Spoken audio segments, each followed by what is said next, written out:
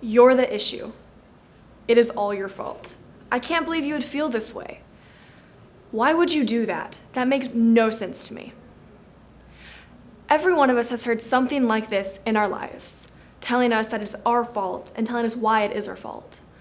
And I'm here to tell you why it's not your fault. Just cover the basics points and basic struggles that we all go through. The past, let's start out this way. I can tell you now, it's pointless. Dwelling on something you did in the past is the same as going to a zoo, staring at a tiger through 4 inches of glass saying, "Go vegan." It's not gonna do anything. It's not gonna change. It's already there, that's the way it is. You can't dwell on something in the past because it's as if you're sending yourself into a cycles of just depression, anxiety, things you don't need to be dealing with. It's pointless. You can't blame yourself for the past. You have a place. You have a place in this world, physically and emotionally. And people can't do anything about that, much less can you do anything about that. You can't keep putting others' needs before yourselves. The relationship with yourself is more important than anything else here. You have a place here, and you need to accept that, and it may take everyone else a while to accept that, but they'll get it through their thick skulls. You have needs. Humans are so incredibly complex that one person we're trying to impress can't possibly figure them out. You know your needs. You know what you want in life. So what if you need something more from a job? If you need this amount of time to do a break? You have religious needs, you have emotional needs, you have social needs, you have physical needs. And I think the cycle that we all fall into is saying we don't need the things that we do. We listen and buy into what everyone else is saying, that we don't have to do anything for ourselves. They are not you. Picture this situation. You're laying on your couch with your significant other, he, she, they, and you're sitting there thinking, you know what? Why can't I be like The Notebook? Why can't I be like this any other chick flick we have right now? And you get mad at yourself. You get mad at your person. You start arguments because you can't have something you don't have right now. But here's the thing. They're not you. You write your own story. You write your own path. You can't compare yours to someone else's if they're nothing like you. Your biggest relationship thing is you guys cook dinner. So what if you don't go into battle every Friday night? Accept that you are yourself. And once we accept that, we're happier. We don't blame ourselves for things we don't have. Your emotions matter. So what if you cry a lot? So what if you get angry easy? So what if you're happy all the time? That's your way of living life in a good place.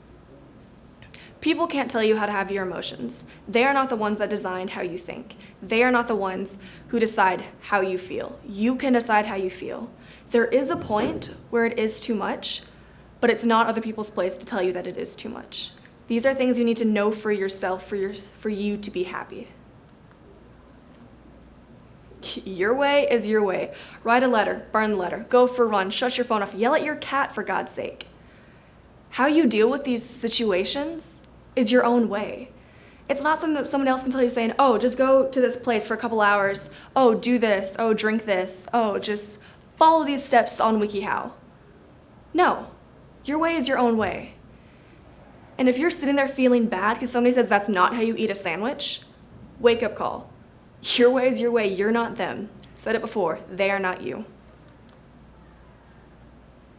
Here's the kicker though. Sometimes it is your fault. When you think back to the words I've said and you're saying, whoa, I've been blaming myself for things I don't need to, or you think back to it saying, oh, I need to do this now. Before you use my words to defend yourself, think about the situation in its entirety. You could be the one that's doing this to another person. You could be the one telling people how they need to live their lives.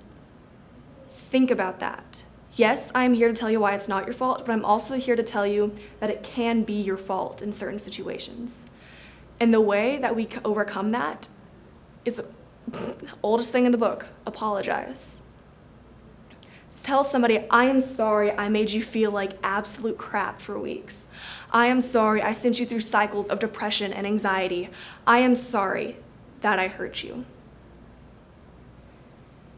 Once everybody realizes these things in our lives, once everybody realizes these basic human traits, people will be happier.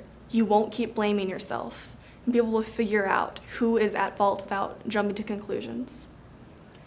I have had so many situations in my life where I said, you know what, I need to help other people. I can't put myself before everyone. And even this year, that's led me to developing panic attacks, anxiety, anger at specific people that I don't need to be.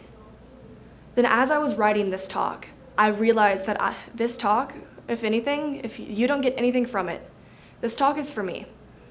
Because I'm reminding myself why I need to stop blaming myself for things. And I think other people need to as well. And once everyone realizes this, we'll all be happier.